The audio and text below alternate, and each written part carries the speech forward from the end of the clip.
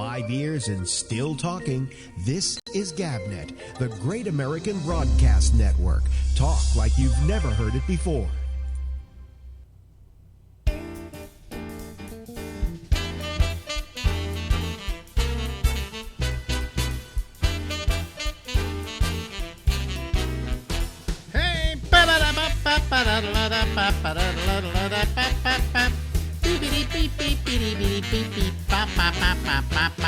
Hey everybody, how are you? Welcome. It's time for the Ramble.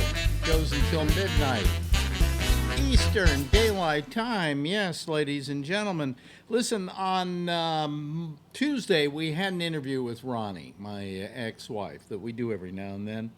And number one, it got caught short at the end because I pushed a button I shouldn't have pushed, and there was no going back, and it was a screw up. So I figured, and then the whole show went bad. We couldn't get people to come up on the citizens panel because Skype, in its infinite wisdom, had decided to upgrade or something, and then it did. Well, I'm not. You don't need to know. You don't need to know how the sausage is made. Okay, only that it tastes good. In this case, it tastes terrible. But so I figured that tonight I would do good by Ronnie and bring her back for a second try so you can see the full interview, and it's a good one too, so I think you'll enjoy it. So let's go back to last Tuesday. Ladies and gentlemen, look at her. Her hair's growing even more. Jeez, it's very becoming now. Julius Caesar here in front. Yeah, this is Ronnie Bennett. This is an ex. If the name is familiar, it's because she's my ex-wife. How many years since you were my ex-wife? Let's see. Was it 71, whatever that is. 71. Was that when you left, or was that when we got the divorce? That's when I left. Oh, okay. So the divorce was about 6 years after that. A long time. You wouldn't sign the papers. I don't know. I wouldn't sign the papers? That's right. Huh. Well, I mean, I was in no rush to marry somebody else, so it didn't get in my way too much. But every time my lawyer sent you something, nothing ever happened. You never responded. Can I tell you a funny story about how my ego got to me in that situation? So I'm walking into WPLJ, which was down on 6th Avenue, and I don't know, it was the 53rd, something like that. Right. And I'm walking up the steps to go to work for my 2 o'clock in the morning show. So I mean, it was pretty late. And a guy comes up to me, and he goes, "Are you Alex Bennett?" And I went, "Yeah." And he said, "I am such a fan of yours," and he put his hand out to shake hands with me, and I shook hands with him, and he had a piece of paper in his hand. And when he removed it, I had the piece of paper, and he said, "You've been served." And it was... I love it. That's great. I didn't know that story. Yeah. Well, here's one that you may or may not remember. Yeah. We went to New York Mm-hmm. And started the talk show, and it was a WMCA And then. she was my producer, by the way. Yeah. Yes, and it was a WMCA then. Do you remember who our first guest was? I would say it was... I'm going to bet, okay, that it was Michael Donahue. No. Paul Krasner. Yes. Okay. Now, after the show, we three went for, it was whatever time the show was on, it was late at night, like midnight when we got out of the studio. Mm-hmm.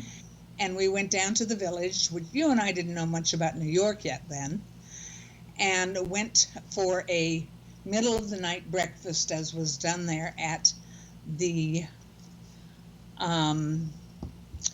David's Potbelly was the restaurant. Let's say that at this time I also did a Saturday... I'm telling a story. No, but I'm trying to... Because I just said I went on at 2 o'clock in the morning, and that was at WPLJ. This was at WMCA. Yes. Okay. My timing's all gone. Oh, go ahead. Go ahead. I will shut up. So we go to David's Potbelly. Mm-hmm. You and I had never been there before. Mm-hmm. And by the way, it only recently closed a few years ago. Really? It was there forever and ever and ever.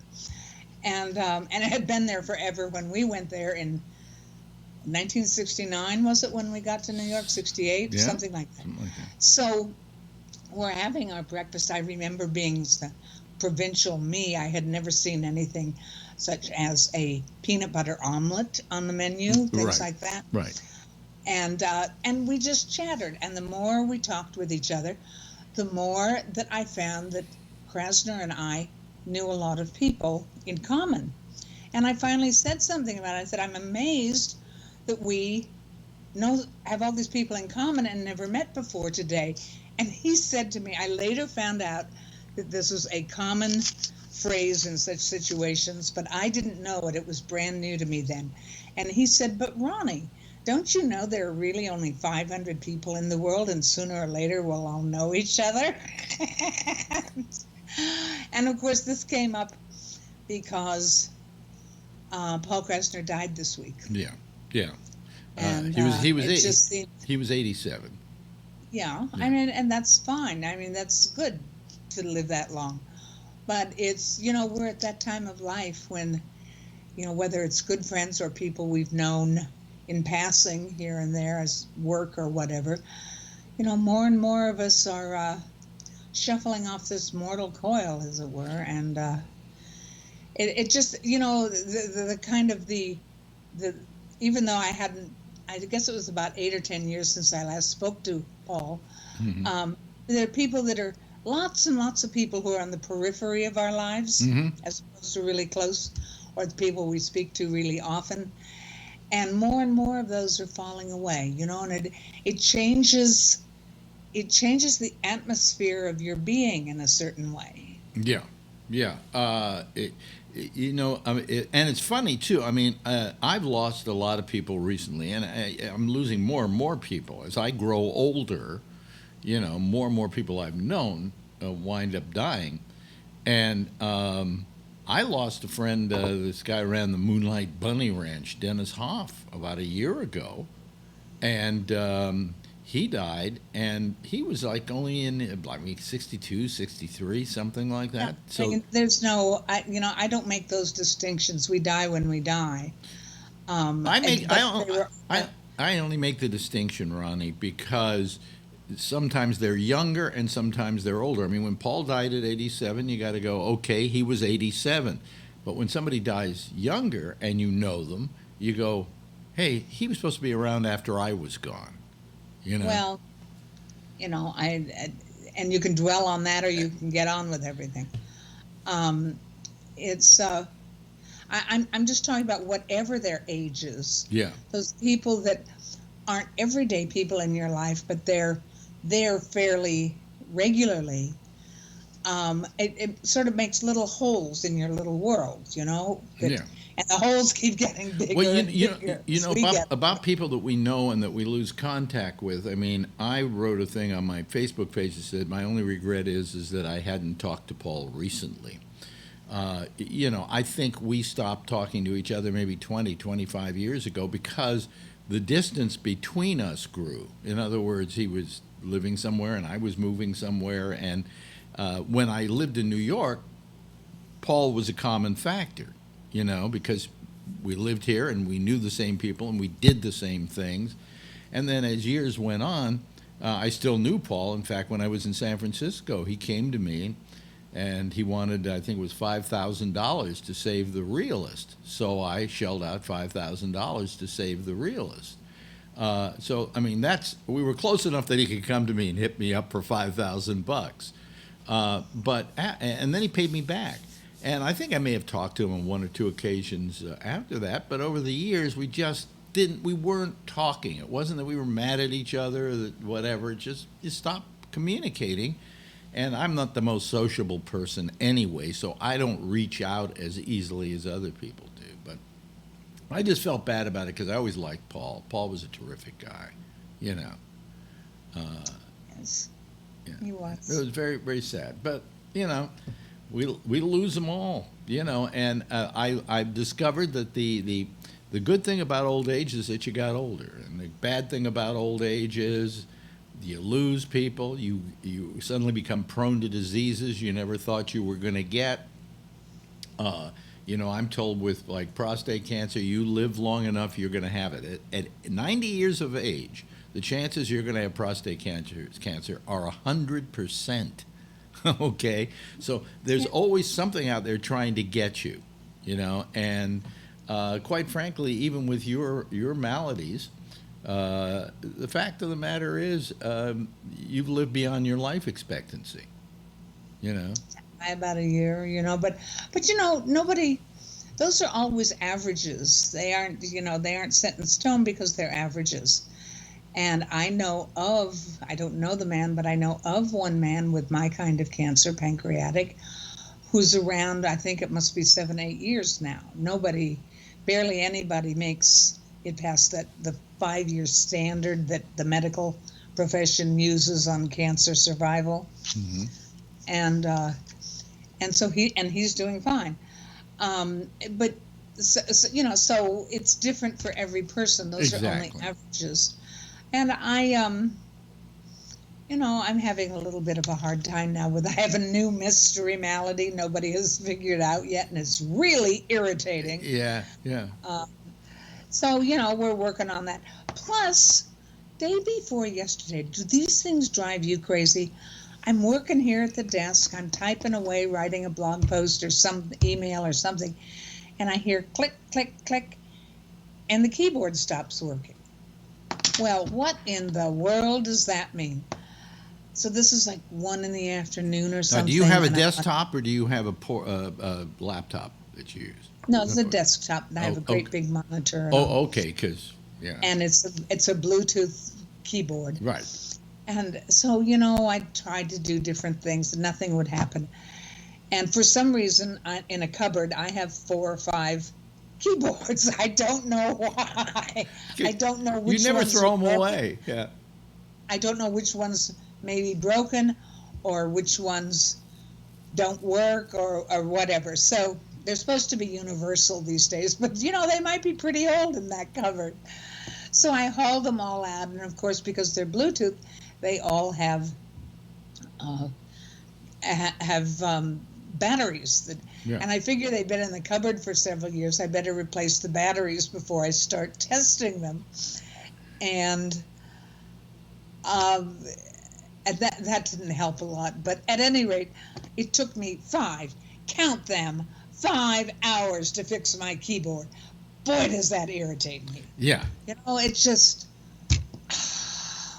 made me crazy. At least I can do little things like that, though. I mean, because you're talking 200 or more techie bill if I had to call somebody. When I was working in television, they always preferred to wire me up with a microphone that was wired rather than wireless, just because there were too many problems with interference from signals and so on and so forth. That's a long time ago. That's no longer a problem. Well, but I mean, the point is that I'm still a very big advocate of hardwire. That I have a Bluetooth keyboard here, but it every now and then. But it wasn't the Bluetooth that was wrong with it. Well, what was wrong with yours that you had to put in 5 different keyboards? I don't know, something inside it stopped working, and I found another one fine. I will not put you through the agony of all I had to do. Just get onto online or anything to ask questions. Do you ever find yourself laptop to get online? What? Do you ever find yourself saying life's too short for this? Well, it's not so much that it's too short, is that it's gotten too complicated for me. A light switch either turns the light on or it doesn't. There are only 2, maybe 3 possible solutions. The light bulb is burned out. That's the easy one. Something is wrong with the circuitry inside the wall. And I can't think of a third one right now. But there's not too much you have to check. Right. But when a keyboard just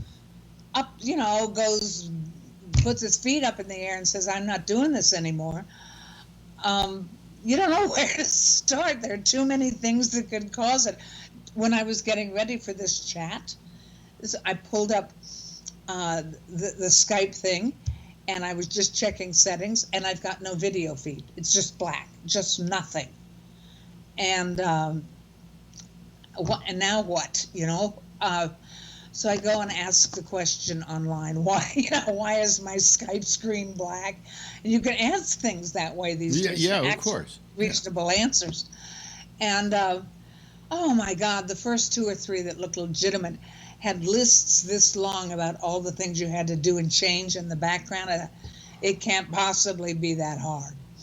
And then I realized I had left open my browser and 2 or 3 other things. So I closed everything down. I went back to Skype, and there I was, all shining and bright and smiling. Yeah. Well, so that one wasn't too difficult.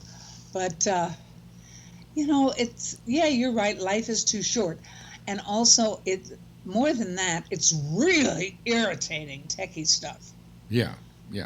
Well, and especially when you know perfectly well that some really good techie could have walked into my house and done that for about 4 seconds, and everything would be fine. There are a lot of, your blog, which is timegoesby.net, deals with aging. And we would like to think that, aging is a wonderful time of life when you can retire and you can do this and you can do that. But actually, there are so many things that start happening. And the thing that I have noticed, because I've always been into technology, you know that, and I pretty much understand technology. But now I get a new device and I can't even figure out how to make it work. Because first of all, for as long as there have been home computers, there have been problems with the manuals that help you. They're all written in some other language and translated, so it makes no sense. Yeah, but I mean, I'm getting a little thing that's going to switch video tactically, because I'm finding that I'm having problems with the program that I'm using, and I go online to see how you hook it up, and I'm befuddled. I just I used to be able to almost intuitively not even have to go to a manual. I could just intuitively make something work. But I can't do that. I can't do that anymore, and it makes me feel fucking old. That's my problem. Oh, but young people don't know either on a whole lot of stuff. Yeah. It's just that it's poorly done. They don't put much effort into making sure we understand. And when they do write out something, it's in technical ease, if there's such a word, in their language, and they forget that there are all kinds of techie shortcuts in terms of words and verbiage that you and I don't understand, but they do. Let me ask you a metaphysical situation. Okay, so I'm watching these documentaries on the planets that the BBC did. Right. And they go, and Mars 2.4 billion years ago, blah, blah, blah, blah, blah. And they throw off 2.4 billion like, this is 2.4. And I'm thinking, 2.4 billion. Let's see, how much of my life is that 2.4 billion? And then I suddenly say to myself, I'm fucking insignificant. Yes. I'm not even the size of a grain of sand in 4.5 billion. All right? But don't ever forget Neil deGrasse Tyson, who said it so beautifully, and it happens to be true, not just a metaphor. It's we are all made of stardust. Isn't that lovely? Yeah, that's really lovely, but that doesn't make me cope with death any better, or more mortality any better. What, am I going to go back? I'm going to be stardust floating around, or what? Well, no, there's no point in pondering the afterlife since no one knows. But what? But think of my little 79 years compared to 4.5 billion. Yes, exactly. It's like, and then I'm walking down the street the other day going to a dental appointment. And I look into one of these eatery places, where people are sitting around getting lunch and so on. And I look in there and I go, everybody in this restaurant, at least within 75 years, is going to be dead. And I'm thinking, why do we make such a big deal about all the things that we fight over, and why do certain people feel compelled to make other people's lives miserable when we have such a short amount of time in comparison to the history of the universe? That's a lovely thought. To kind of enjoy ourselves. Why are there Hitlers? Why are there Trumps? Not that I want to compare the two, because, Hitler did serve in the military. Oh, Alex, that's And I go, why do we play all these games, and why do we fight in Congress over I mean, it's also insignificant. Can't we just put ourselves in the context of 4.5 billion years, and that we have such a short time here on this planet to do something good? You know? Am I being too Pollyanna? No, no. I don't think so. I suppose that's an age-old question. If I knew enough of ancient philosophy, I'll bet one of them asked that question too. Yeah. But I mean, people who were here 100 years ago are no longer here. The whole planet has, for the most part, been wiped away, and a whole new population has been swept in. And but it happens one person at a time. It happens one person at a time, so we don't notice it. But it does happen that way. And, the people who are going to be running this planet 100 years from now are not the people who are here now. And I hope that maybe they're wiser than we were, is what I'm thinking, I doubt it. I think it's only going to get worse, But I don't know. Yeah, go. What? Gets closer as my, time goes by with this disease, and nobody knows how long I'll be okay. But as I get, every day that goes by is getting closer and closer to my end, however long it may be. I don't ask those kinds of questions anymore. I more and more sit here in right now. I'm looking at a picture of the guy I used to be married to, and we're talking about stuff I'm not so sure why anybody watches this. It seems to me that this is just sitting around shooting the breeze, but and I've got some things I want to do later today when we're done, and I've got things over the weekend. I mean, and I don't get much further than that anymore. It's all trying to just sit here and be now. Yeah. That's, or whoever's at the other end of the phone or whatever's going on. And it's, does it happen to you? It's been very, very rare in my life. And I think they used to call it flow. But particularly when I'm writing a blog post and I've got all of my facts that I need written down next to me and scribbles on a notepad of things I want to be sure to include and whatever, and I'm deeply into it, when I get toward the end and I'm ready to go back to the top and take a look at it and what's good or bad or anything, I realize that that's all I've been doing. My whole consciousness was in writing this, what's usually about a 750-word essay. And that's all. And it was such a pleasure that I felt so good, and I didn't even understand what fun I was having while I was doing it, because I was so deeply into the details of what I was doing. Mm-hmm. And it's just the most wonderful feeling. I just love it.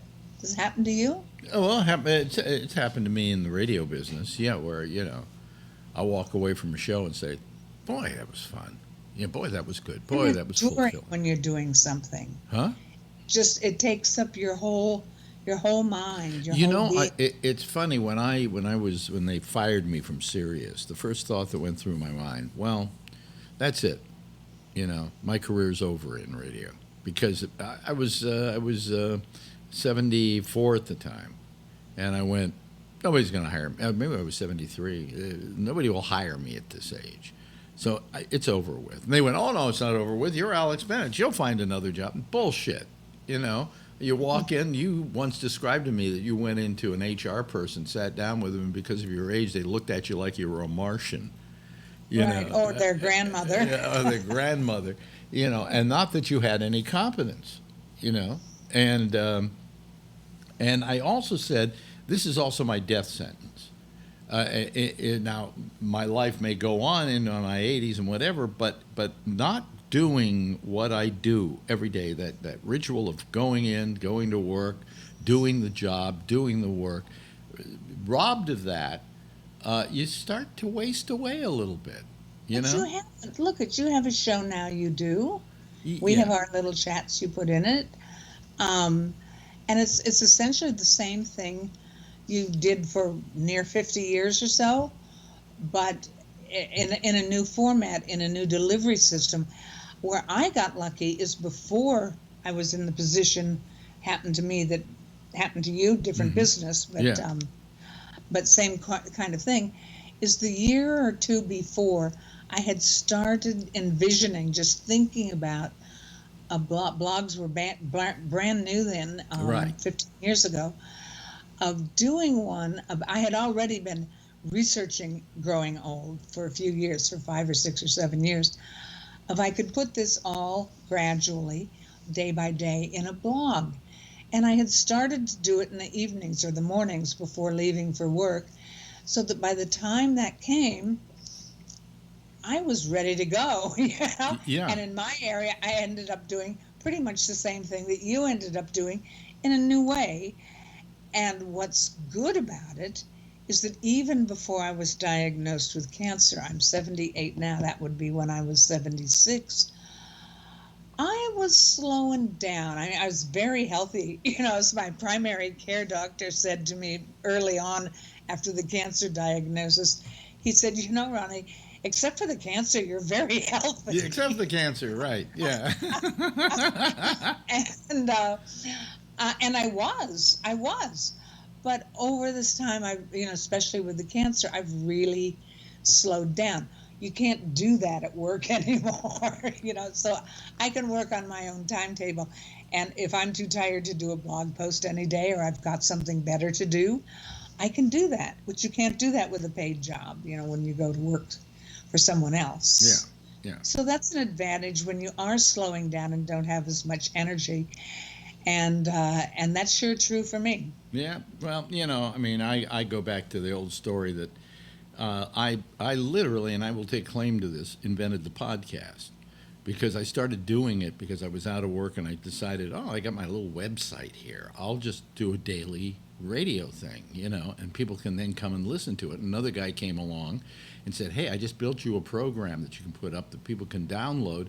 And then if they have it on their computer, every day it will go to your site and see if there's a new episode, and it will download it to their machine. Automatic download. Yeah. Nobody had ever done that before, and that I invented the podcast. So shouldn't I be tired of it by now? I've always said I would do this until I was bored, and I've never gotten bored. It's when I started way over 20 years ago, just the research part of it, before there was a blog, I didn't know how interesting getting old is. And it just continues to be. Having done it so long now that, by the way, that old people have become a thing now in the media, because they keep expanding the number of it, and they're taking over, not taking over, but taking over the statistics. There are many more old people than there used to be. So they write about it more. And so I'm in a much better shape, because I've been doing it for so long, to determine what's valuable information and what's bullshit. Mm-hmm. And there's an awful lot of junk floating around out there about old people. Yeah. But there's also some good stuff coming along. People that are, whether it's medical information made easy to understand or whatever else, there's some very good people. Ageism, there are good people doing good work on that. And, these things don't change overnight. When you think they're perfectly logical, it can still take 50 years for something to really change in social. Let me ask you one last question. We're running way past what we normally spend here, but let me ask you a question, because you've lived to be 78 now, right? Yeah. If you could go back in your entire life and change any one thing, do you know what that would be? Silence. Yeah. I am not, everything that happened to me has made me who I am now. Mm-hmm. And everything, and I'm relatively happy with myself. So I wouldn't want to shift anything that would change that, although the same thing might have happened. But here's the one thing that I think I wish I could have done, and there's no time, of course, now, is you and I were married together 5 or 6 years until we broke up. I lived with another man a few years later for 4 years. And other than that, I've been on my own. I haven't lived with anybody or married anybody since then. I would like to know the experience of what it would be like to be married to someone from a fairly young age, let's say early 20s, up until however long you both lived, of all the stuff you would go through, all of the miseries that would come up, or arguments or fights or resentments that you'd have to work yourself through, and year after year do that and find that you still love one another. I can never experience what that is. And that's the one thing that I just want to know what it feels like at the other end. And of course, I can't ever do that. But that's not really a regret. That's just another life experience that I didn't choose, or the world didn't choose to bless me with. Yeah. Well, the reason you never remarried was because after perfection in your previous marriage. Please now, you can also go the other way with that. I'm not going to take a chance that it's that bad again. I'm just glad that when I said, what would you change, the first thing that came to mind was not marrying you. Okay, so you were afraid I was going to say that. I was figuring. It crossed my mind, believe me. Hey, listen, we've really run out of time here by about 5 minutes. I love talking to you, and I hope I get to talk to you for a long time to come. Well, see how it tests next week. Yeah, well, and I've got my appointment for a second opinion, so but my situation is a bad cold compared to what you've got. Oh, it is what it is. Don't but make a big thing. It drove me absolutely, threw me into depression. So I can only believe what you've gone through, and you've gone through it so gracefully, and I'm so proud. I'm so proud of you. Sometimes you just forget that it's going. We'll save that for another time. Okay. Anyway, because but anyway, I love you, and I love talking to you, and we'll see you in a couple of weeks. Okay. Okay, babe. Take care. Ladies and gentlemen, Ronnie Bennett. 5 years and still talking. This is GabNet, the Great American Broadcast Network. Talk like you've never heard it before. Hey, and that's Ronnie, and I really, I love talking to her. And I apparently you liked hearing her, because there's a lot of audience out there right now who was listening, and hopefully we'll get a lot more audience tonight. This is a what we like to call a fill-free night. Why that should be such a big deal, but it gives everybody else an opportunity to get their 2 cents worth in without being upstaged, as it were. Anyway, let me turn on my Skype. Where is my Skype? I can't even find my Skype. There we go. There it is. And let's hope that tonight, the wonderful people at Skype, because I upgraded it, by the way, did not change. Let me just make sure it's all working fine here. Go to settings and go to calling and go to advanced, and yes, there we go. It's all working. It's going to work just fine. So now I will turn my GabNet light on so that you all see that it's green, and that means that you can call me and we can start talking to each other. In case you've never called this program before, oh boy, I hate that bell, and I never can stop it either. It's very noisy. It's very, very noisy. Hold on a second. Let me just let me see here. I got to tell you, Mr. Dan. Okay, he's in the first spot. And then Charlie Wallace is calling. Just to give my microphone a chance to settle down. Yeah, hold on a second. Let me go to... oh, no, Charlie hasn't come on yet. Oh, you got to turn on. Charlie. You got to turn on your camera. That's right. Okay. There. Let me see here. Do we have him yet? No. Let me. I can't do this until I see that you've got your camera on. And there is Charles Wallace, and we go okay. And let me Let me just do this so that everybody can see that we already have 2 people there. And we're waiting for other people to call us. Well, hi there, guys. How are you this evening? No, really good. Yeah? Oh, here comes Charlene. Hold on a second. Let me see here. Wait for her picture to come up. Okay, and then I can go here. And I think she is this one. Yeah. Okay. So hi, Charlene. Come on. There we go. There's Charlene.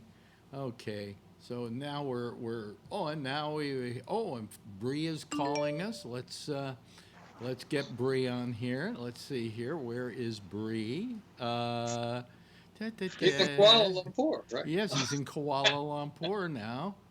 And what's great about him being in Kuala Lumpur is that it's slightly later than it would be when you used to call us, right? So that you're wide awake. That's right. Yeah. Yeah, this is much better. So I can be awake and ready to go. It's 10:40 a.m. here. See? And I'll only be with you for about, maybe 5 or 10 minutes. Depends on when everybody else is getting up here. And I'm heading into the towers again this morning. The towers? What are those? The Petronas Twin Towers. Oh, I see. Yeah. Okay. Wow. Wait a minute. Here comes Jason. Let me get Jason in the panel. Let me get him panelized. Hey, there's a new term I've come up with. Panelized. Let me see here. Mr. Dan. I think this has got to be him. Is it? Yeah, there he is. Okay, there we go. There's Jason. Hi, Jason. How you doing? How you doing? How's it going? Pretty good. Yeah. We get to see you on a Friday night every now and then because the missus allows you to call. She let me out of the basement. Out of the basement? Yeah. Out of the basement.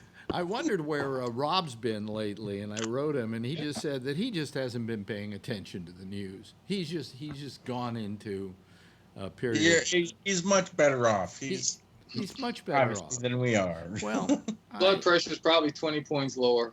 Yes. Yeah, and I can appreciate that. He said he'll call once in a while. He said also he's been working really hard, and he comes home and he watches the baseball game, and then he falls asleep. So, but I do miss him because I really like Rob a lot. But anyway, so it's a feel-free night tonight. So feel free to say anything you want to without getting interrupted. Damn. Yes, Charlie. Have you seen the new Tarantino film? Yes. Oh, okay. How is it? I didn't like it. I felt, and I'm a big fan of Tarantino's, but I felt of all the films he's ever done, it's his worst. Really? Why? What's wrong with it? I go to a Tarantino film to see long set pieces with 2 people talking for like 20 minutes, and it's interesting, and it's plot development, it's great stuff for actors and so on. This thing just was shortcutting everything. It was just trying to recreate Hollywood back in an era, and was so intent on doing that it really didn't pay attention to a plot. Like the Manson murder time with Sharon Tate and all that and stuff. Yeah. But I think his last good movie was Pulp Fiction. Well, no, I think Inglourious Bastards. Inglourious I thought Bastards was good. Was incredible. I thought. I don't think I saw it. Like I tried doing like the Kill Bills or whatever, and I just could not get into them, and that just turned me off of them. I can understand that, but Inglourious Bastards is, if for nothing more, there's an opening scene between 2 people. And a third person, I think, is in there, too. Oh, in the house? It goes on for 20 minutes, and it is riveting. In the house when the people are hiding? Well, yeah, people are hiding, but the Nazi amazing. Comes in and starts sitting down with this guy. And it is just, it's I think, and the rest of the film, I think, is terrific, too. And then he rewrites history. He kills off Hitler. So, I think that's what he did with Once Upon a Time in Hollywood. Well, don't talk about it. Don't ruin it. Don't ruin it for other people. Oh, I'm sorry. Spoil it. Yeah, I see the previews. I didn't know that was a Tarantino film. I thought it looked good.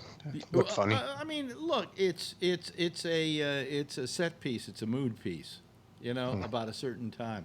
You know what's weird? I'm looking at the temperature, and it's only 78 degrees, but it is humid as hell in this room. Just open a window, man. It was hot and humid all day here today. It's like 66 outside now. I can't open a window in this room because the only window I have has an air conditioner in it, so I can't open it. Look, we're looking out the window at Kuala Lumpur. What is that? Is that a monorail? Bree, is that a monorail? No. What? Is it a highway? It's funny. It's funny. In the city, in the district where I'm at, the mayor dude wanted to put a monorail, but he didn't get permission. So he built it, and all it does is there's just buses on it. It's like a rapid bus lane. Okay. Yeah, we have one of those in Pittsburgh, actually, where only buses can go. Yeah. Technically, it should be a monorail, but they didn't give them permission, so it's just. Are they self-driving buses? No, these ones have conductors. It looks to me like a city in which they have fought off the jungle for years. You need a machete. Yeah, you need a machete to get to work. And they built it into the jungle, looks like. Yeah. There was a guy with a bamboo broom who was sweeping the roadway earlier. Yeah. So I appreciate that they don't use the leaf blowers because those wake you up. Well, now are you staying in a hotel now, or is this your accommodations? No, I was at a 5-star hotel for a week. That ran out. Yeah. And now I am staying in the student dormitories. Oh, really? Oh. Yeah, because I got a house, but the previous tenants, they were there for a while. They did some damage. The owner is going to renovate it.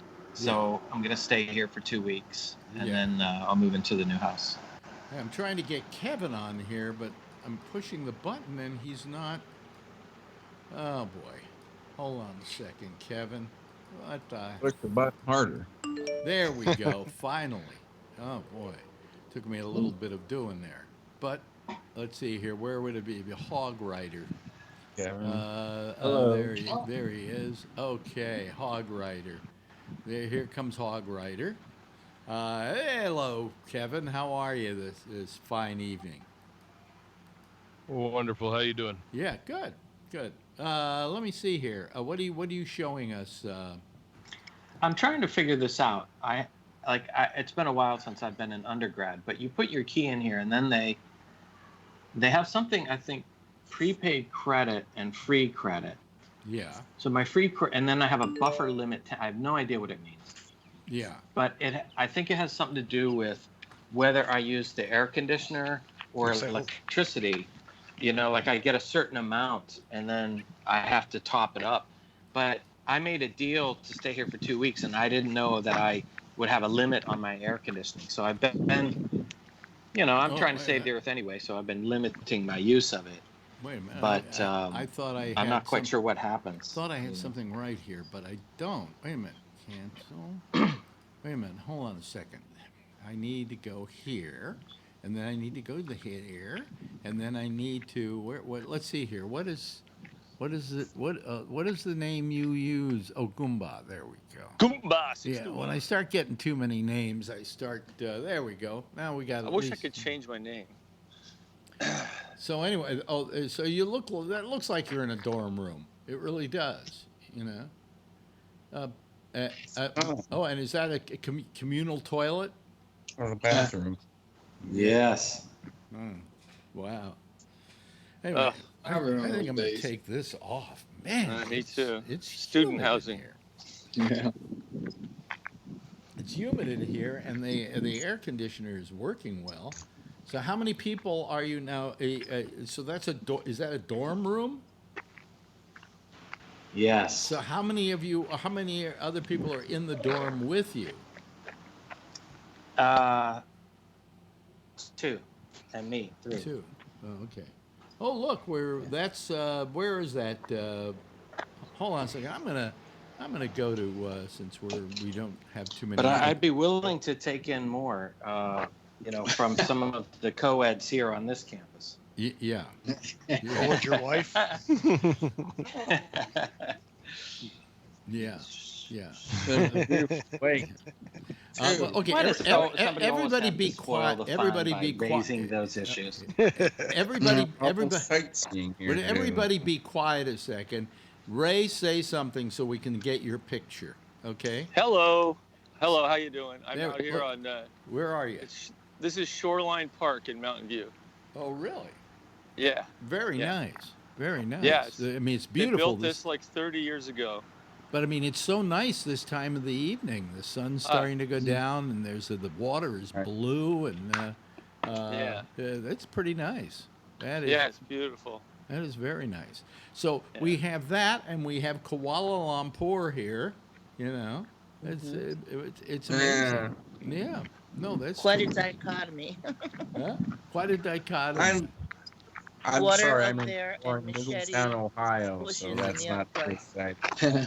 Yeah, and you're wait a minute. You're where? You're where? Me? Yeah, you. Yeah. Middletown, Ohio. Middletown, Ohio. Okay. Middletown, Ohio. Now, actually, next week, Ron Howard is going to be in town filming a movie from a guy who wrote about his life in Middletown called Hillbilly Elegy. Ah. So that'll be coming out next year, I think, on Netflix. So I think we'll see a little Middletown then. Isn't it amazing maybe how we'll understand Dan a little more. Isn't it amazing? Maybe. Isn't it amazing? Well, the book is kind of used as a lot of people will try to understand, like the mind of the Trump voter. That's how people look at this book, because okay, long story short, there's hold on a second. You're making a lot of noise there, Ray. Yeah, I just walked into the wind. Yeah. Okay, keep going. What were you saying, Dan? Anyway, yeah. So, there was a big steel company called Armco Steel here in town, and in the 50s, and this was the thing with a lot of Rust Belt cities now, they went down to the Appalachians and recruited the hillbillies along with their families to come up here. Mm-hmm. And now, unfortunately, they're out of work. And, Armco was doing great in the 50s, obviously. It's a steel company. But, you know how that went. Yeah. So, they're kind of, those people are stuck up here in a lot of the Rust Belt towns. And that's where a lot of the Trump voters come from. Like a lot of the lower class whites and the resentment, stuff like that. Mm-hmm. And you hear a lot of the heroin and shit like that. The opioid crisis hit Middletown really bad. I think we're starting to come out of it now. Yeah. But, that's the case with a lot of the Rust Belt old steel towns. Wait a minute. In Ohio hold and on surrounding a second. states. I think our friend in Kuala Lumpur is what were you doing with your pants there? You putting them on? I was putting on a belt. You're putting on a belt. Okay. Yeah. Which carries my extra battery pack, because my phone will Yeah. invariably the battery will So die on my how phone long is and I it have going to be? place it. Oh, look at this. Everybody be quiet and say something, Ray. Say something. He's on mute, so it'll take a minute. Okay, I'm unmuted, but it's windy. Okay. Yeah, that's the sun going down here on the San That's- Francisco oh, Bay, Look the at South Bay. that. Look at that, ladies and gentlemen. Yeah. Is that a beautiful? That almost makes it worth doing this on YouTube. Look at that sunset. Beautiful color. My God, that's a fucking gorgeous sunset. I know. You know? I know. It's like 10 minutes walk from my house every day. It just blows my mind. Yeah, it is just absolutely breathtaking. Wow. Yeah. Wow. God, I'm going to miss that when I die. That's really nice. Oh, God, Alex. Me too. You know. We're all going to be so when we die. Yeah. Maybe not. Yeah, look at that. Maybe we were on another celestial plane. And look at it. You see I so miss the Bay Area. God, do I miss it. Just some beautiful moments. I know. And I'm sure Kevin. It's so hard to leave here. Kevin, you know what I'm talking about. You guys are so lucky to live there. You know? Yeah, we are. It's just terrific. And anyway, well, where are we? So, I'll turn off the sound. So it's. Yeah. So we are. It's really kind of amazing what we're dealing with here, with all the different people and things, and that we are. I got to do something. Get rid of those Skype logos. It's really wonderful. It is just wonderful. What is that? It's a plaque. Yeah, it's a plaque on the seat. Yeah. Yeah, all these benches are in memory of dead people. It's the Alex Bennett Memorial Bench. Yeah, I could reserve you one if you want. Come on.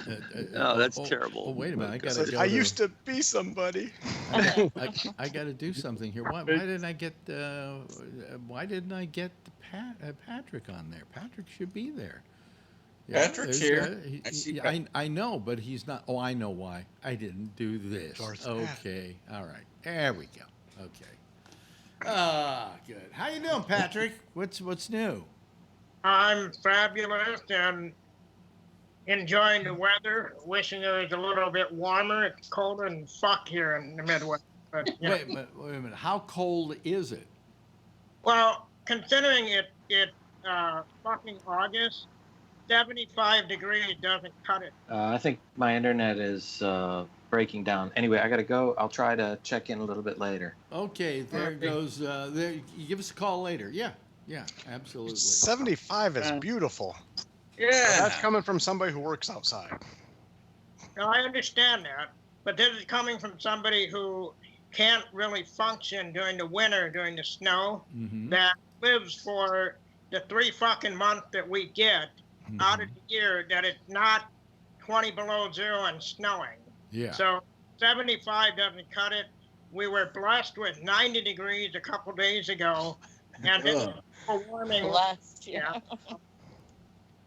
That's 90 degrees would be a cold front here. You know what? Every time when I've listened, Charlie, and you're saying it's 105, I'm jealous as fuck. I am jealous as, and Jack will say the same thing. Well, I was 146 here today. I'm like, fuck, I would do anything to have weather like that. Are you out of your mind? I absolutely fucking hate. I'm so sick of it being hot this summer. For 2 months. For 2 months, we haven't turned off the fucking air conditioner.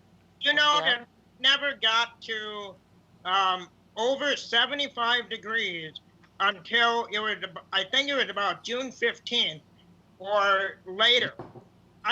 We were stuck in a fucking cold front all the way from what would it have been? Maybe September, October? Where it's hitting in the low 70s and then in the 60s, which is in the fall, not in the fucking summer. Yeah. So, I've been enjoying what I can with the weather, sitting out in the sun to get as warm as I can. Yeah. And, but it's been cold as shit here. So whatever global warming is, get it the fuck here. Well, wheel yourself over here, and I'll fly out there, and we can trade places, because it has been just so unrelentingly hot, and it's not that it's hot. Like I was saying, now the temperature outside is 78 degrees. It's about 3 degrees more. Humidity. Huh? But the humidity has been driving me fucking nuts. Yeah. Hey, Patrick, how are the water levels over there? They're fine. They're if anything, they're above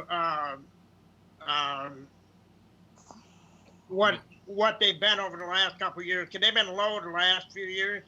So now they're getting pretty normal on our side of Michigan. Yeah. See, ours are extremely high. We have like water pumps going off all over, like huge industrial water pumps all over the place, trying to keep the flooding down all over.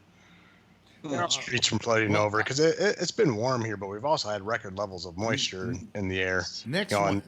Next Wednesday, I have Albert's coming to stay with his wife for like a week and a couple of days. But the thing is, they got to be in the guest room. And there's an air conditioner in there, but we can't turn it on. Because if this air conditioner is going and that air conditioner is going, the circuit breaker goes. You need to buy a newer one that uses less electricity, like the one you got there. No, that's what you think. Here's what happened. I have to turn this one so that it isn't energy efficient. Then I can maybe use the other one, and it won't blow, because if the energy efficient one changes and stops and goes and so on, and then there's a power surge every time it does it, and it can make the circuit breaker go. In fact, that's what happened the other day. So I have to make it so it isn't energy efficient. And what I'm going to have to do is I'm going to say, hey, listen, while I'm on the air, I need the air conditioner. As soon as I go to get off the air here, you can use that air conditioner. Meanwhile, what we're going to do is have the air conditioner in the bedroom, our master bedroom, a full blast, so it comes around and kind of cools the guest room as well. So. Well, you're going to have Alfred on the air with you, I imagine, right? Sometimes. Nah, he'll be out the bar getting plastered. He'll be out at bars getting plastered, yeah. Yeah, I mean, when he... Is there a ceiling fan in there? Yeah, there's a ceiling fan in there. Yeah, just put the ceiling fan on, it'll be good. Well, I like my people to be comfortable. And that air conditioner isn't that good anyway, It was the one that I replaced in here, and I only put in a 6,000 BTU in here because I didn't want to blow stuff. Luckily, when that one blows this one or whatever, there's a fuse box I have that goes out. Of course, all my stuff here, the computers go off, but that's pretty good.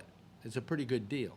But the problem is that if I use other ones and use the microwave at the same time, the fuse blows in the basement, and I can't get down there. If the fuse went in the basement right now, there's no way I could get there till tomorrow morning, because I'm not going to go wake up the super to go turn it back on, and we don't have like somebody 24/7 down there.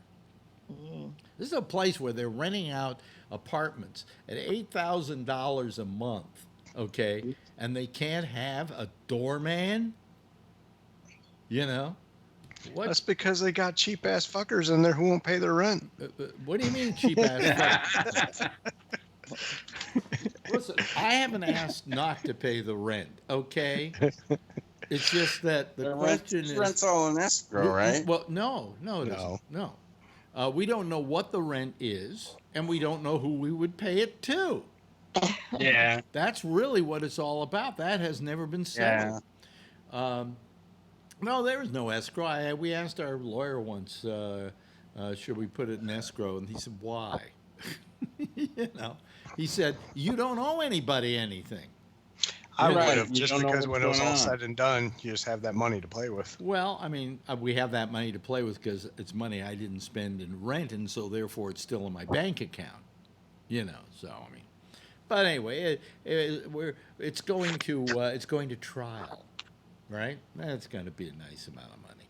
It's going to trial, and I'm just hoping that just before it goes to trial, that it doesn't go to trial. Somebody decides to cave in. Because it isn't us. Boy, is that a beautiful shot. 5 years and still talking. Oh, great. This is GabNet. Push a button American here. Broadcast. And I push a button and something goes over here. Don't touch anything, Alex. Don't touch anything. No, so anyway, I mean, we're the only ones in this whole thing really are pretty innocent of anything, of any wrongdoing. It's between this guy who rented us the place and the landlord who was screwing him over. So they're fighting each other while we sit there like two children of a divorced parents while they fight with each other and saying, who am I going home with? It's an absolute mess. But I think when all is said and done, we'll come out okay. We're going to come out fine. Look at that sunset. Everybody, be quiet. Say something, Ray, so that we could go see the sunset. Ray? Here we are in beautiful Mountain View, California.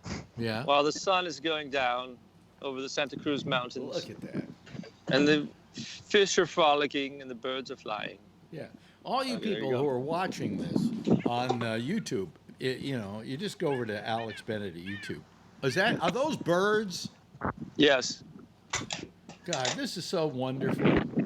It's like watching a nature show. Yeah. Oh yeah. It's like Wild Kingdom. Yeah.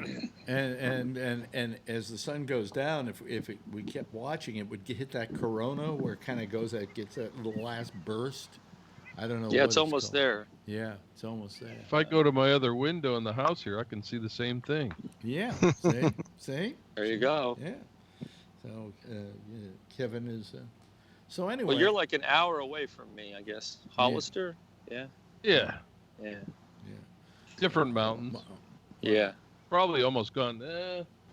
It's still poking over the houses here. Yeah. Yeah. Yeah. We get it over the Watsonville Hills. Yeah. Anyways. All right. So, how's everything over in New Jersey, Charlene? Has anybody killed themselves yet with the new law? No, with the assisted suicide. Yeah, with the doctor-assisted No, it's suicide. just, they're announcing that the governor, made it legal or something. That's about it. Yeah, I'll paraphrase Larry Bowles' Brown joke. Yeah, you have doctor-assisted suicide in New Jersey. We've got it in New York. It's called Mount Sinai. Right. Anyway,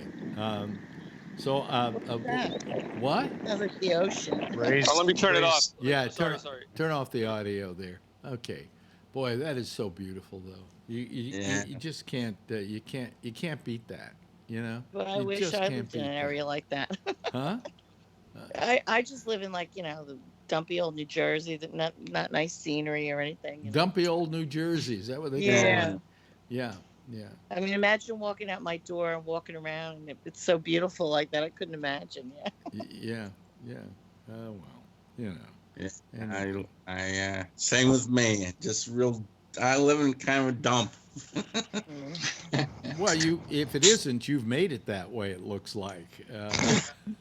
Well, no, I'm not talking about my house. I'm talking about the town where I live. Oh, I see. Okay, all right. About my house, okay, it's kind of dump, but it's my dump. What are all those spray bottles behind you?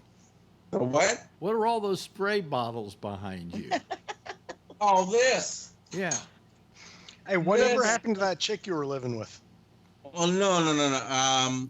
Well, this is we get into another story. This is alcohol spray because I had earlier this year and late last year I had some bed bugs, so I still have that just in case because you never can be too sure, and even in this little apartment. Little teeny apartment, it was a pain in the ass to do. Couldn't you go get yourself some kind of exterminator to come in and take care of the bed bugs? Yes, and that was the exterminator. We had an exterminator, and that's the worst part of it because you gotta do prep work for the exterminator to come, and that involves basically you wind up saying to yourself, okay, it's easier if I just throw everything away. Yeah. In my life, that's how you get people throwing everything away when the bed bug man comes because. You just got to haul everything out. Yeah. You got to unscrew your light sockets. It's a pain in the ass. They're in the light socket?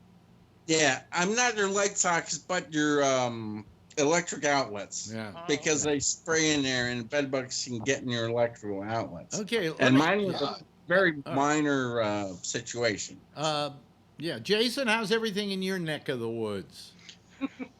Good. Just been busting my ass all day today because my kid hit that age where he had a nice little car bed before, and we had to buy him a big boy outfit bedroom set. And then we decided we're going to get our own too, trade out the one we had before. So I've been tearing apart furniture and donating it today to haul in the new shit and put it together. And sucks. Put a big ass hole in the wall in my house trying to get one of my dressers down, and It was too big to try to make a turn and had to rejigger it. It was messed up, man.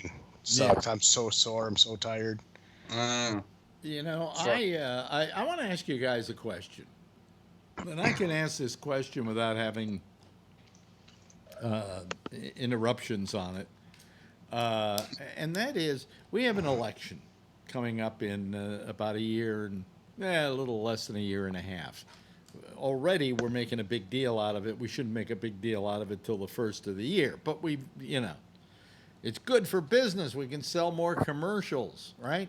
So anyway, but the question I would ask you is, each of you, is if there was one thing you could say to the next candidate who is president, okay, of something that you want, something you feel we need, what would that be?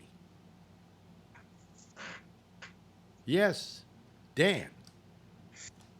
Universal health care. Yep. Period. That's it? Yep. Well, that's the most important one. How about making it more comprehensive than that, and making it not only universal health care, but universal dental care, mental hygiene care? Behind that, absolutely. I wrote the damn bill. I know, you noticed that Bernie mentioned that the other night. He did say dental, eye care, and all that other crap.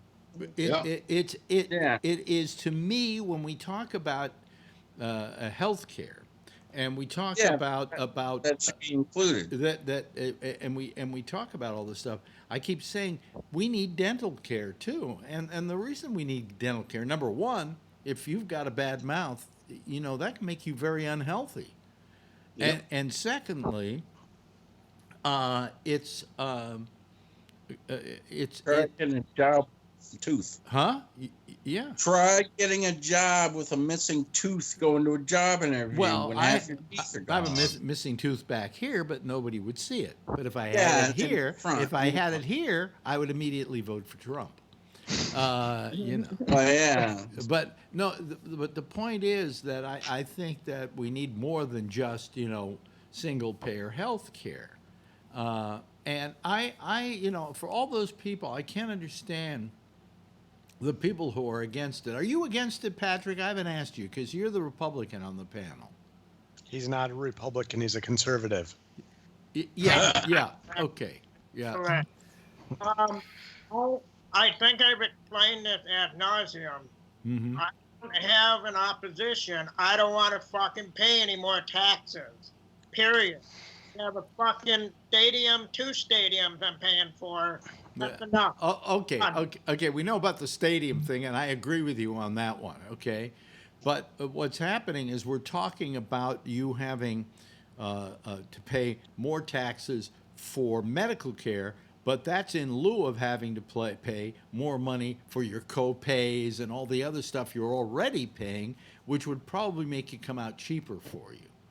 Get rid of these fucking stadiums, and you'll get a yes from me. Okay, well, I'll come out there and do something about those stadiums, because I agree with you. I don't think there should be a stadium built in this country that was done with anybody else's money but the people who benefit from it, which are those companies that own the teams.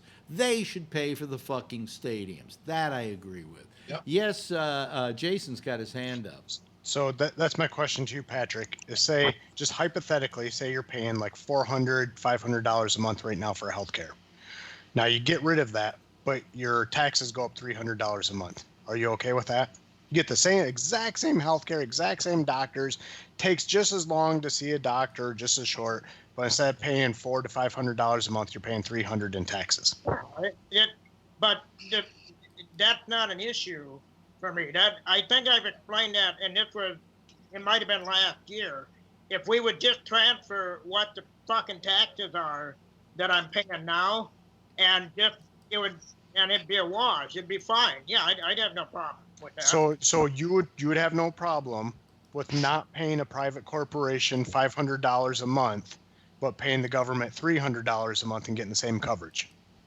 I'm already paying taxes as it is. No, you got to forget that, because you're going from one system to another system. Are you okay with not paying a private corporation, a for-profit private corporation, $500 a month? Instead, you're going to pay the government $300 a month and get the same coverage. Yeah, I don't think I've ever had. Maybe I've never made myself clear on that. That's not an issue with me. I'm tired of paying extra taxes on this other shit. But there's two separate topics. We're not talking about the stadiums. I know for you it's two separate topics. For me, it's not. For me, it's all taxes. And I'm tired of fucking more taxes. Okay, well, healthcare is a tax too, except for you're paying it to a private for-profit corporation. Yeah. That's probably not paying taxes themselves. So it raises your taxes. But you eliminate what I'm paying for this bullshit, for the stadiums, and apply the same amount of money, which is probably... That's not going to happen. Okay, so Patrick, that's not going to happen. Are you okay with, instead of paying a private for-profit corporation $500 a month, to pay the government $300 a month for the exact same coverage? I guess I would be fine with it, but I would need to have that guarantee that it's exactly the same as what I have now. But are you on private insurance now, or are you part of Medicare now because you've been unemployed so long? Right now, I'm on disability. So you already are on government right now, yeah. Insurance. I wasn't for 15 years, and when I'm find employment again. So it would be the exact same because you already have it. But basically, he's single payer because I mean Yes. he's got that. But for people who, let's say, who's here that Dan would be an example, or I don't know, Kevin, you're not old enough to get Medicare, are you? Yeah, I'm on it because I was on disability. I see. They put me on Medicare. Okay, let's see. Well, I mean, we have Jason here who isn't on Medicare. Nope, I pay for my own. I pay a for-profit private corporation for health insurance. Now, doesn't your company have a plan at all?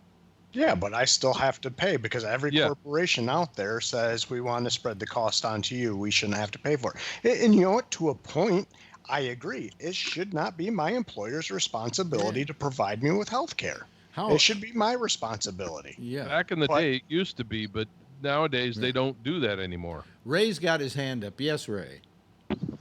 My family, we pay $1,900 a month for health care for the four of us. That's fucking nuts. Yeah. Yep. How many people? And then how much do you have to pay out of pocket before your insurance even kicks in? Oh yeah, I mean that's because I'm on the premium plan because I have all these health problems. But yeah, they have like $5,000 deductibles. Right. And we're still paying $1,900 a month. So you pay almost $2,000 a month just to pay the first $5,000. Yes, on each person. And that's where I am. I don't pay nowhere near that. I'm paying like $200, $250 a month. Just to because I don't go to the doctor. My family's young. We're healthy. Yeah, but you also just to pay to the doctor. When I go to the doctor, I have to pay for it. Jason, is this a health plan at work that you have? Yeah. So I'm a union worker, and that was the thing that pissed me off when I was listening to the debate. Here's the thing that pisses me off. Okay, when I first started out, you would go to work for a company, and they had a health plan. You didn't pay anything. You didn't pay anything for it. They paid for it themselves. And then all of a sudden, when I started getting a health plan again, because I went many years being self-employed, but when I went to Sirius, all of a sudden I have to pay for Marjorie and I $300 a month to buy into the plan, and you're going, when did this happen? Alex, I'm only 39 years old.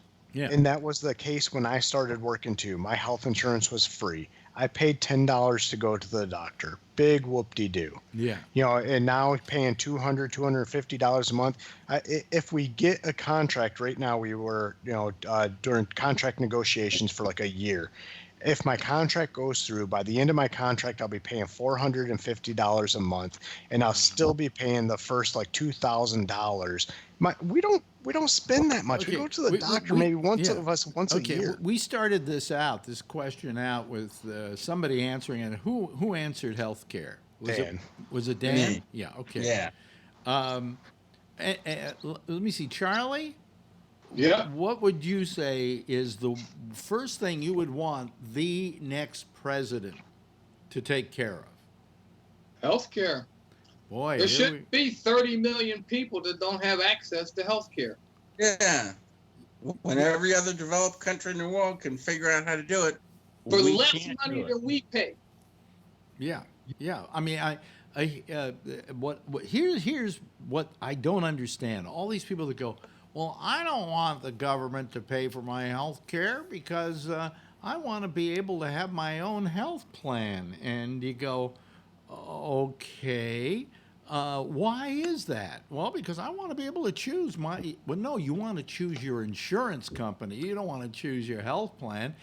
If we had Medicare for all in this country, you'd be able to choose who your doctor is. You know? Yes, Jason. But that's what pissed me off during the debate, that dickhead from Ohio who never worked a union job in his life saying, these union workers out there fight so hard to get the health insurance that they have. You know what?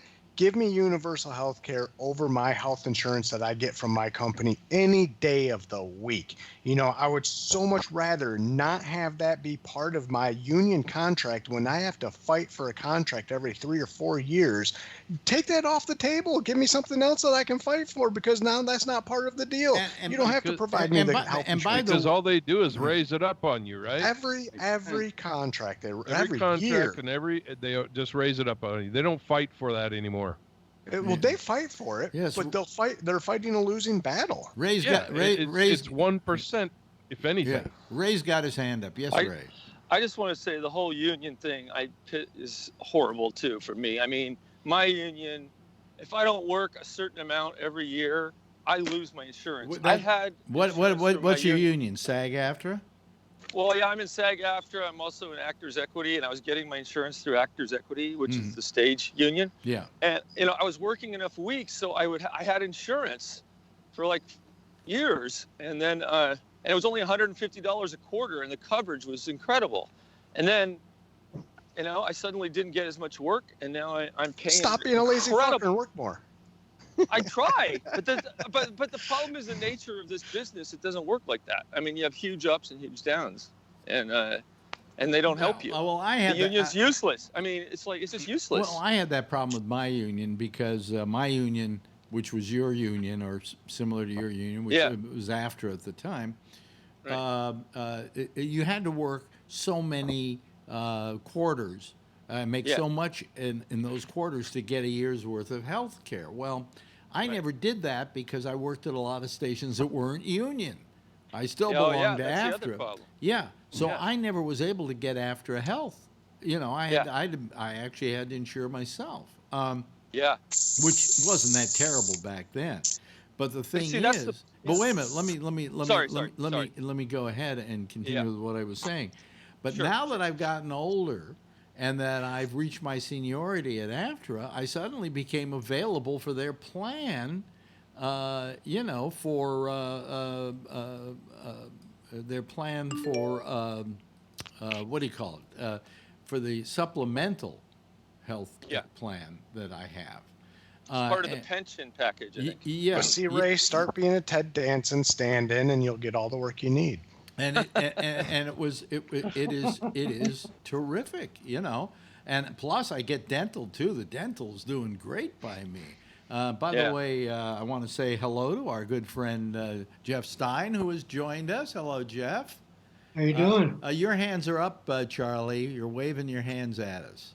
I've been waving them for 15 minutes. Oh, I'm sorry. You calling 3 people without calling I'm me. sorry. It's very hard for me to tell I know. you. I'm not blaming you. I'm just saying I'm frustrated. Okay, take all the time you want. We will listen to you now.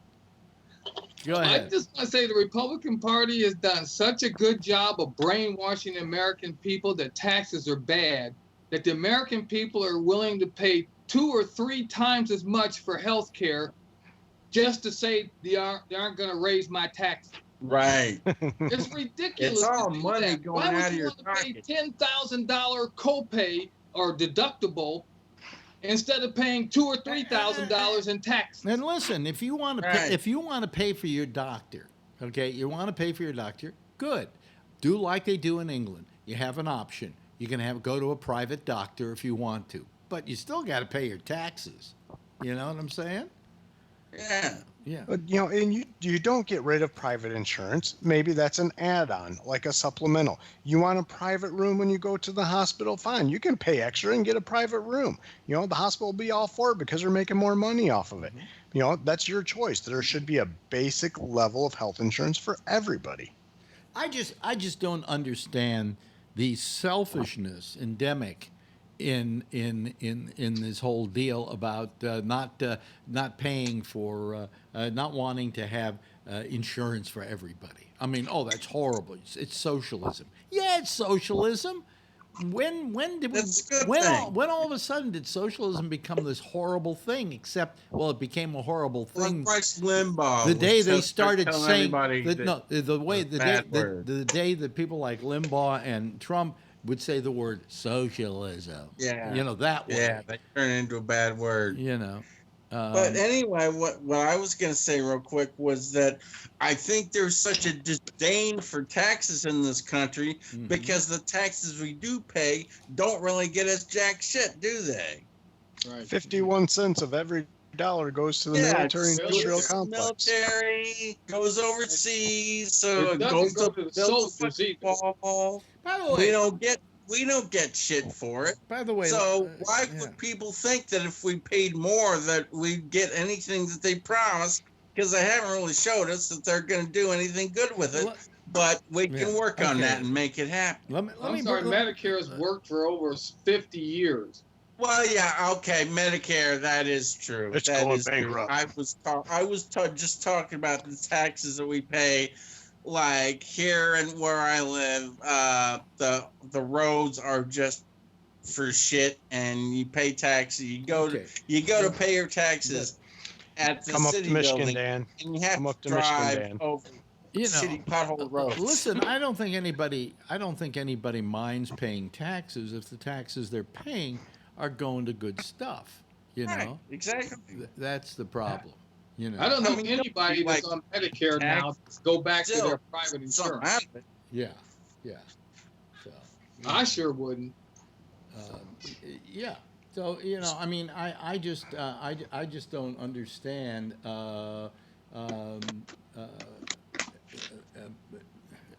I just don't understand why people don't want universal health care. I mean, it just boggles my mind. Because they feel that they're going to be paying for somebody who's poorer than they are.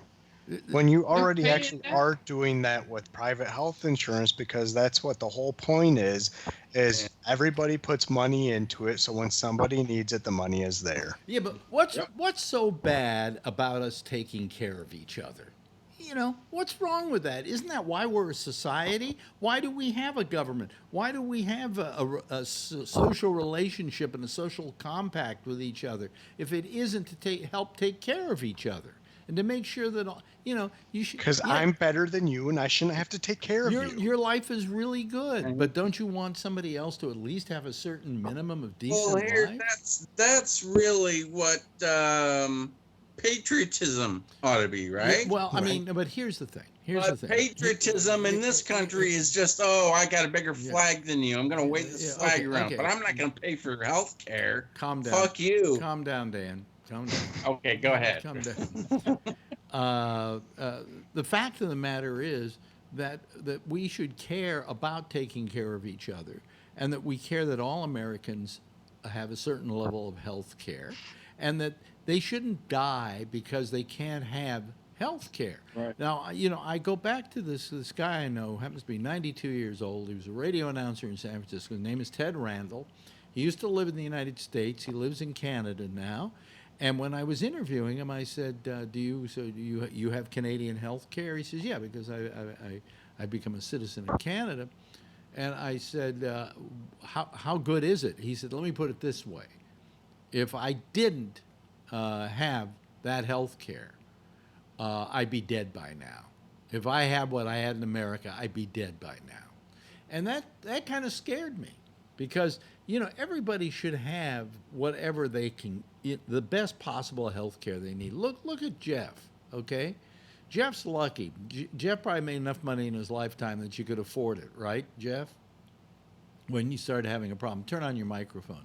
because Jeff Yep. has he has a pacemaker going for him and a couple other things, and he had a stroke at one point.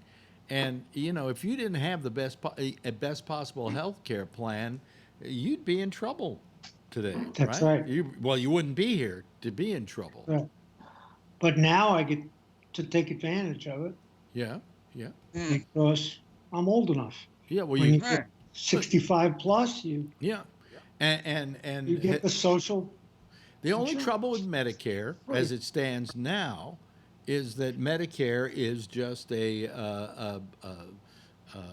80% payment.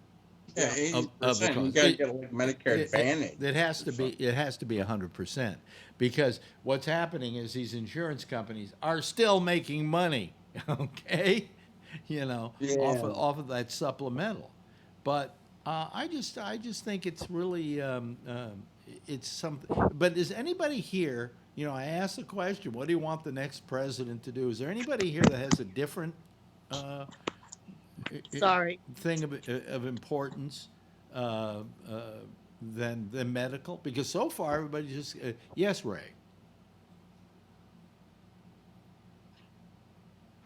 Climate change. If what the scientists are telling us about climate change is true, we absolutely have to be the leaders in the world to do something to try to alleviate the issue and make sure that our offspring are going to survive.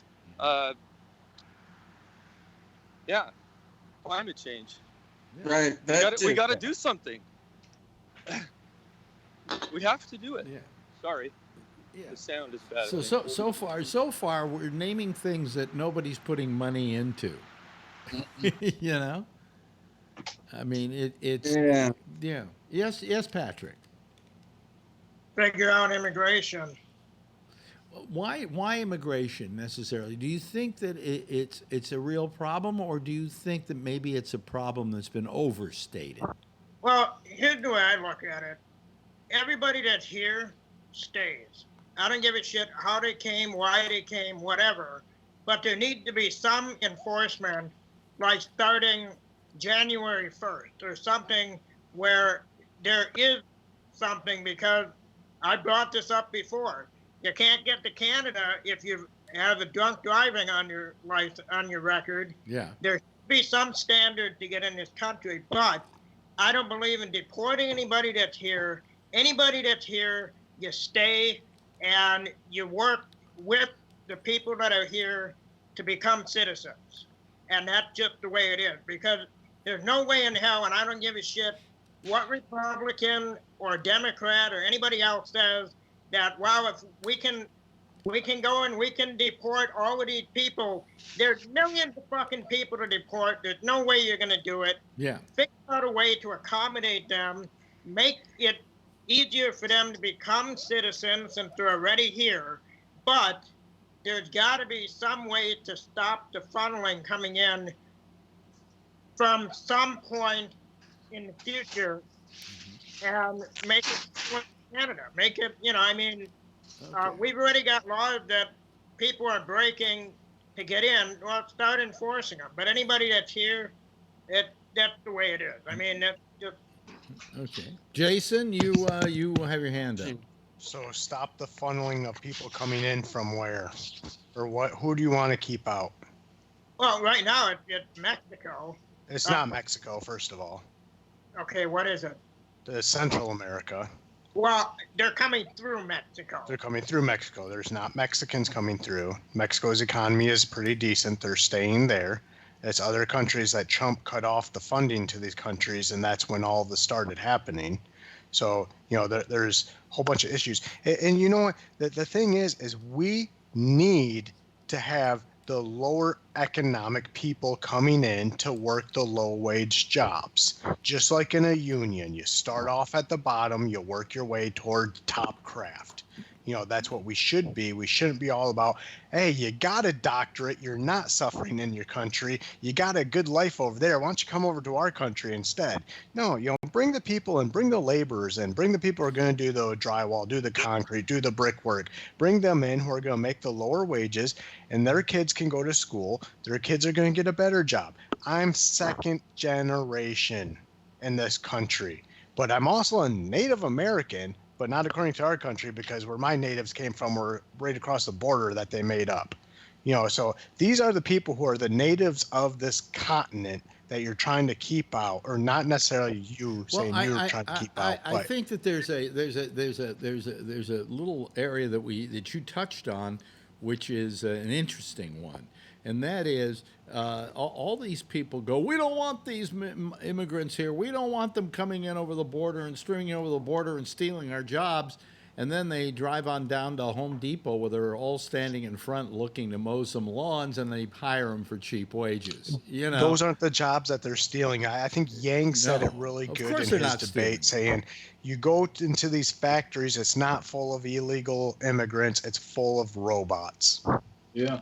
So don't be blaming stuff on them when it's not their fault. It's innovation is taking over jobs. These people are taking, the illegal immigrants are taking the low wage jobs. They're taking the jobs basically that nobody else wants. Correct. Cleaning hotel rooms, cutting grass. Yeah.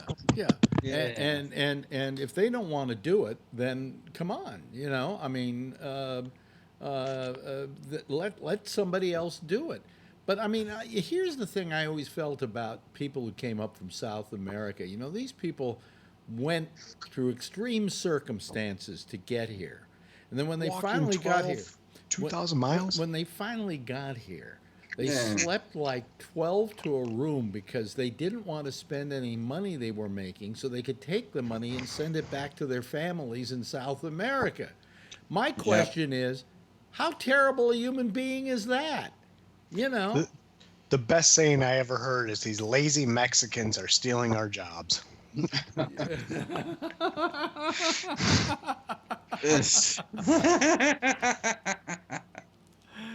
Oh man, geez, God, isn't it nice? But and that's the thing too, where they talk about, Trump says, these people, they walk in and they have calves like cantaloupes because they're bringing in drugs. Where are the biggest drug busts? Where the biggest drug bust in the United States history just happened? It was in a port in Pennsylvania, wasn't it? A ship came in that was full of drugs. Yeah, they're not coming in over that border. Let me put it that way. They come in on planes. They come in on boats. They come in on every other way. You're not going to bring in the drugs to supply America's, need for it or hunger for it by individual people. Well, it's not being brought in a joint at a time. Correct. It's being or even a backpack at a time. So plus, he just blamed all the fentanyl on China too. Just yesterday. He did, didn't he? Yep. Oh, it's the Cincinnati rally? Maybe we should build a wall to block out China. Yeah. No, wait a minute. Fentanyl. Who said fentanyl was coming from China? Trump. Which they are. They're a very big provider of fentanyl. Yeah, but last month he was saying it was all coming from Mexico. Yeah. Well, China, Mexico, it's all the same, just like the moon and Mars. It depends on what day it is. I can't believe the amount of lying that guy does just to make a point.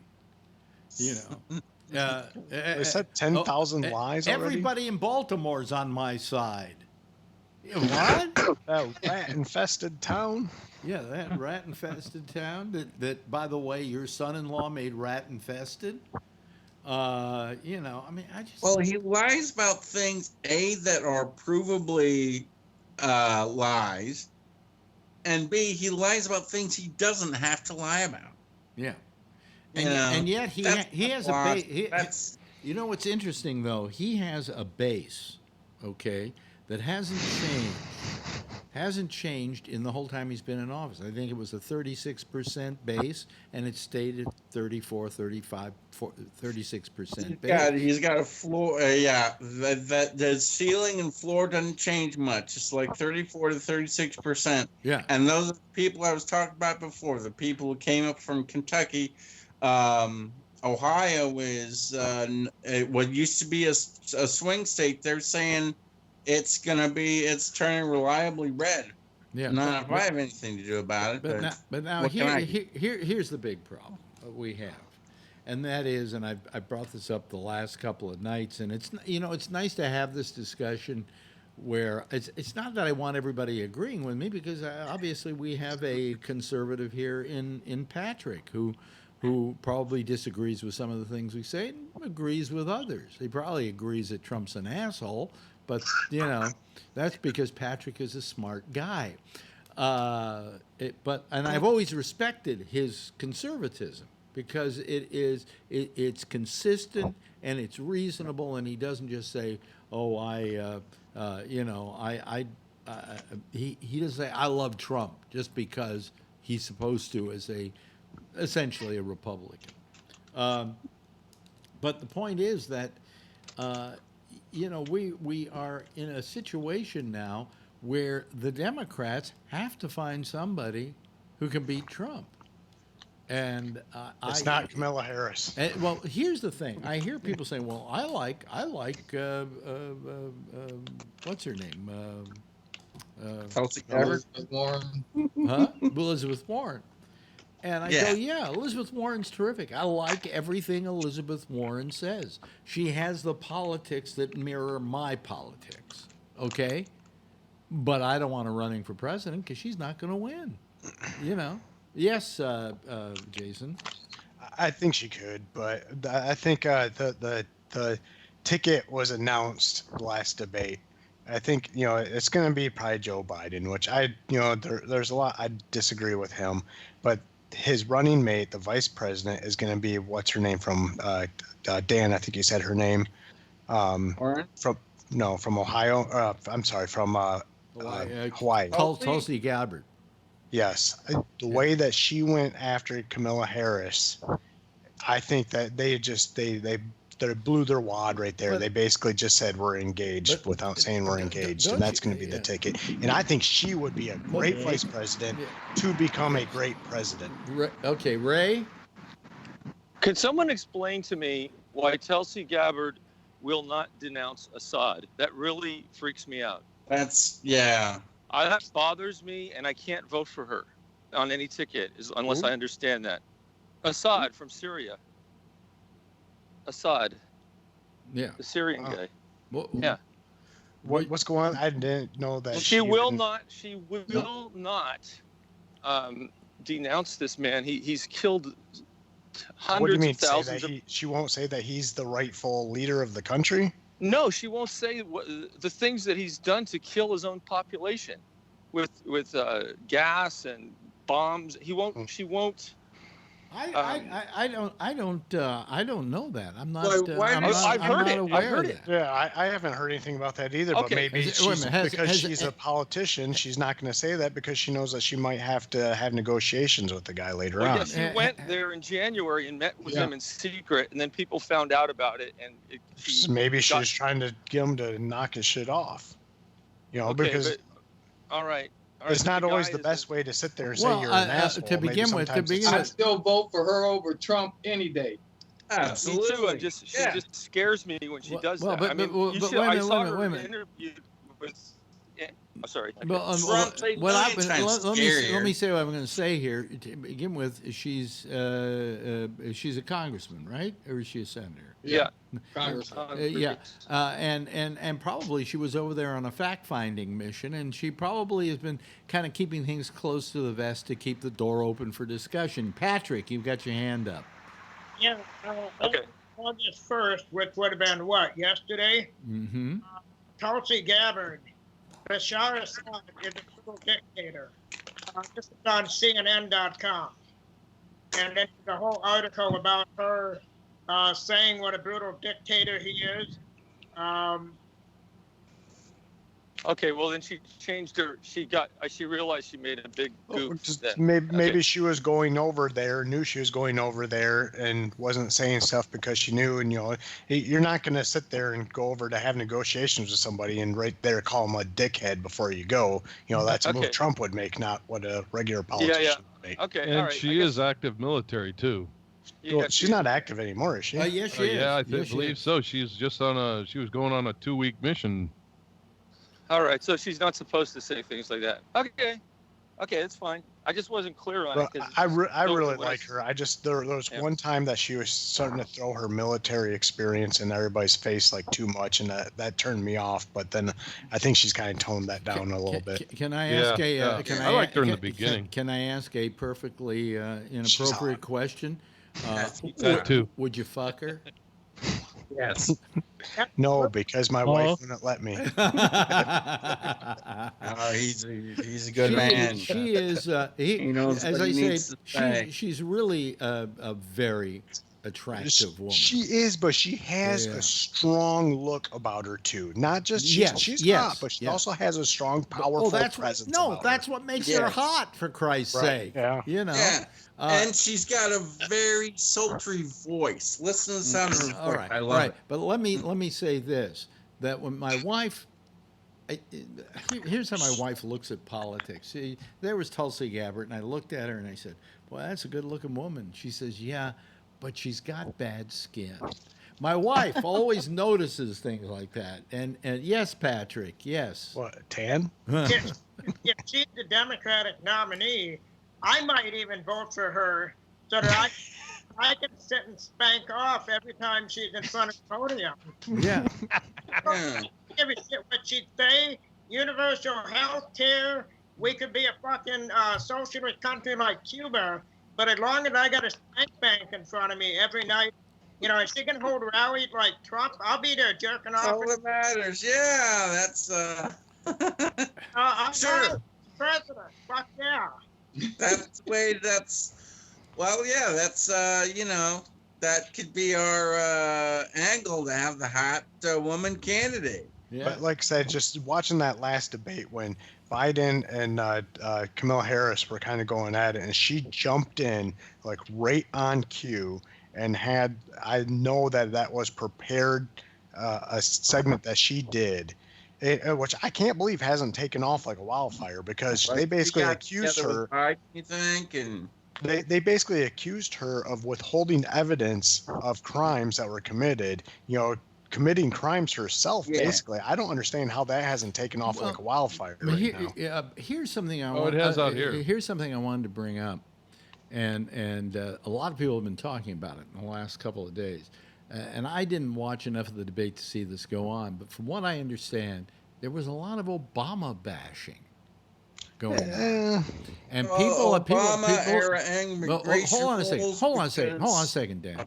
There was a lot of Obama bashing going on, and I guess to get at Biden, basically. And people said they felt that was a bad idea because, to begin with, to this day, Obama has a 94% approval rating among Democrats, and they don't want to hear them busting Obama's chops. I mean, Obama But you wasn't... also have to look for the Hispanic vote, because he did deport like 3 million people. Yeah. Yep. So, and which, there was like almost a zero immigration rate, illegal immigration rate during Obama, because he was deporting people. You didn't hear about it because it happened so quickly. You come into the country, we ship you back. That was the right way to do it, And it wasn't cruel, like they weren't separating families. They weren't doing all that. He did it the right way. You come in here, you're seeking asylum. No, you're denied. We're shipping you back. But he sent back 3 million people. But it was, I think it was kind of a lost ploy to get the Hispanic vote, because the Hispanic vote isn't going to go all for that. You came here illegally. You snuck in, or you didn't sneak in, and you got caught. You got sent back. Yeah. By the way, Bree, would you turn your picture? That's coming from a Mexican of a descendant of illegals. Your picture is in portrait mode, and I don't even know what you're shooting. Oh, we can't see it. It's a terrible picture. Look Behind at Well, bars. that's a portrait mode. Turns into, wow. It's psychedelic, actually. I don't know. You got a lousy picture. There's something wrong with the picture you're sending us, Bree. So I'm gonna have It's like a kaleidoscope. I'm gonna have to get rid of you here. It's trippy, man. Huh? That's all. It's trippy, man. Yeah. If you want to say something, Bree. But with that picture, It's like I'm watching Oh, HBO. okay, I'm sorry about that. It's like I'm getting I can see HBO. it perfectly here. Yeah, I know it doesn't matter. We're not. It's like I'm getting HBO. Well, it's the Patronus Twin Towers. It's like I'm trying to get HBO, but I'm not paying for it. You're watching porn. You know? Oh yeah, like the split screen porn. When I was a kid, there was one of those TV channels that you watch for late at night. Get the split screen porn. That's what it is. But you allowed yourself to kind of in your mind interpret what was on that screen, in spite of the fact. Yeah, we absolutely did. It was good enough. So I'm not going to put you. I'm not it going was all we had, and it was good enough. And I was a teenager. You know, anything gets us hard. So, I was going to town with that. I'm not going to put your picture up, Bree. But if you want to say something, we'll keep your audio going. Okay. What I'm would at you- the Patronus Twin Towers, which you've already seen anyway. So, Yeah. I've done it a couple of times. I don't know. There's just something wrong with. it's- There's something wrong with the transmission. It might be if you called us right back, it would look better. Okay. So you might try hanging up and then calling again. Okay. Okay. But anyway, but this whole idea of throwing the Obama under the bus was a very stupid move on the part of the people in that debate. Yeah, and that's probably what's going to wind up carrying Biden to the nomination. You know, I don't think it was necessarily throwing him under the bus. I think it's, Democrats will take their own people to task. The saying I've always heard, was it Republicans, Democrats fall in love, Republicans fall in line. We'll take our own people to task. You do something wrong, look at NAFTA. I blame NAFTA on Clinton. By the way, Bree, we still have the same picture problem, so I don't know what it is with you. Okay. It must be something. And Ray Renati, we lost him, but I'm sure we're getting him back now. There he Hello. is. Yeah. And I think Bree, when you're not on yet, turn your audio off there. That's good. Yeah. Yes, Ray.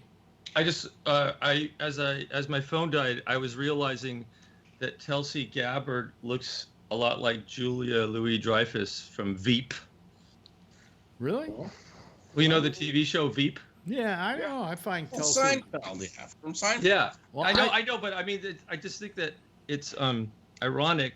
I think she looks like her. That the show is about. Well, let me ask Charlene. The President of the United States. Tulsi Gabbard, would you fuck her? Yeah. Me? Charlene. Charlene. Would I fuck her? It's a woman. No, I don't think so. She's brown.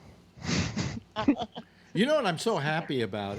I hate Gillibrand because of what she did to Al Franken. Hey, have you heard that kind of the post-mortem of the whole Al Franken thing kind of came out in an article last week? Yeah, New York Magazine, in New York Times. Yeah. And it was exactly what we thought. And half the people who voted against Franken now regret it, you know. Yep. And yep. And what's very good to know here is that Gillibrand's money raising has been hurt by her Franken stance. Yeah. Oh, absolutely. Well, I mean, she's pretty. She should have a lot going for her. She should have been. She really should have been. She's well spoken. She could have been in the top tier of the candidates. But that Al Franken thing screwed her. No, she's because she's the short-haired blonde, right? Yeah. Yeah. Where she's talking about race relations, that she can go into the white suburban communities and have discussions with them. Hey, you know what? That just seemed, the way she talked about it was so wrong. I'm like, she just needs to. I go can talk away. to white people, so that's okay. As a woman, Charlene, how do you feel about Gillibrand? Well, I think I agree with you because I really liked Al Franken. And I think that was terrible that she did that to him, that he resigned and all that, Yeah. Yeah. I mean, that was made too much of a big deal over that. What is it about Democrats that eat their own?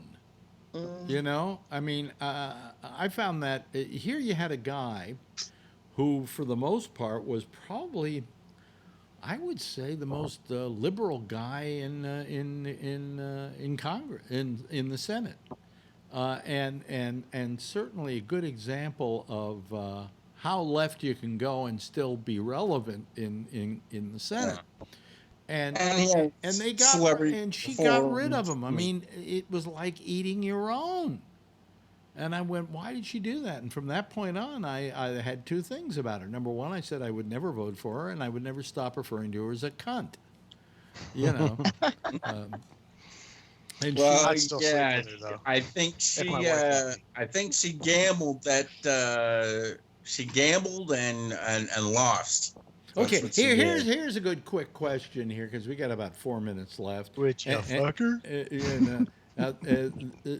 She is attractive, of all these people now, because we have like 24 of them or something like that. Who should get out right now? Who is just wasting their time? Gillibrand. Gillibrand, yeah. I think, is wasting her time. Who else? Hickenlooper, yeah. And their names we're not going to name. I would say everybody except Biden, Warren, Buttigieg, Harris. I'm on the fence about Tulsi Gabbard. She's a little more pro-Israel than I prefer. Yeah. But I don't know, maybe a couple of those. Marianne Williamson, she's kind of fun, and I kind of like her as a person, but you know, she's not going to be president. Really? She's wackadoodle. She's that crazy love hippie, right? Yeah, she's exactly. Yeah, that's why her and that Kamala Harris. I can't take. They have like the same accent. I can't take it. It's like they have a plugged nose when they talk, and that's how their accent is. I can't take it. Yeah. That's both of them, man. Replace them all with Tulsi Gabbard's voice, and I love Tulsi Gabbard's voice. I don't know if anybody else does. Really? I mean, it's okay. I don't know what it sounds like because I was too busy looking at her other parts of her body. So you know, it's just yeah, and I get approval from Patrick on that one. Yeah. It's like when I watch the chicks on Fox. I don't give a shit what they're saying. I don't give a fuck what they sound like. Just keep looking the way you look and keep wearing what you wear. That's fine. Yeah, exactly. Patrick's only a Republican for the chicks. Well, I'll tell you something. You know, Albert and I've told the story before. When we were working together at Sirius, he and I went to the Republican convention. And as we sat there watching everybody at the Republican convention, there were all these women. And we're going, these fucking Republican women, some of them, are you snoring? Charlene. I know I couldn't explain. I know we're boring. Sorry, I know we're boring, Charlene, but it's only about 2 minutes. We only got a minute and a half. 4 minutes were left, and I couldn't make it. We got a minute and a half left here. But no, we both were amazed by the hot Republican women. Yeah. Like that they were just hot to make us get a boner so we'd feel guilty about it, you know?